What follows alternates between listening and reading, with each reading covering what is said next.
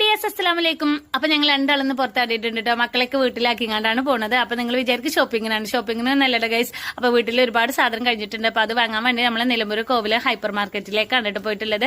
അപ്പൊ നമ്മളെ വീട്ടിലുള്ള സാധനങ്ങളൊക്കെ വാങ്ങിട്ടോ. അപ്പോഴാണ് ഞാൻ മാഷ്മെല്ല അവിടെ കണ്ടത്. അപ്പൊ തനുമോൾ ഇടയ്ക്കിടയ്ക്ക് മാഷ്മെല്ലിന്റെ കാര്യം പറയാറുണ്ട് കേട്ടോ. ഞാൻ ഇതുവരെയായിട്ടും കഴിച്ചിട്ടില്ല. അപ്പൊ അവൾക്കും വേണ്ടിയിട്ട് മക്കൾക്കൊക്കെ വേണ്ടിയിട്ട് മാഷ്മെല്ലൊക്കെ വാങ്ങിട്ടോ. പിന്നെ നേരെ ഞങ്ങൾ വാങ്ങാൻ പോയത് ഫ്രൂട്ട്സ് ആണ് കേട്ടോ. അപ്പൊ അവിടുന്ന് വത്തക്ക് അതേപോലെ തന്നെ കറുപ്പ് മുന്തിരിങ്ങൊക്കെ വാങ്ങിയാണ്ട് അങ്ങനെ നേരെ പോയത് ഇക്കാന്റെ ജ്യേഷ്ഠന്റെ വീട്ടിലേക്കാണ് കേട്ടോ. അപ്പൊ അവിടെ പോയപ്പോൾ ഇക്കാന്റെ ജ്യേഷ്ഠനെയും മക്കളെയൊക്കെ കണ്ടു. താത്താനെ കണ്ടില്ല കേട്ടോ. അപ്പൊ താത്ത പിന്നെ വിളിച്ച്, ഞാൻ എപ്പോഴും ഇല്ലാത്ത സമയത്താണ് നിങ്ങൾ വരുവുള്ളൂ, ഒന്ന് വിളിച്ചിട്ട് വന്നാൽ പോരേന്നൊക്കെ ചോദിച്ചിട്ടോ.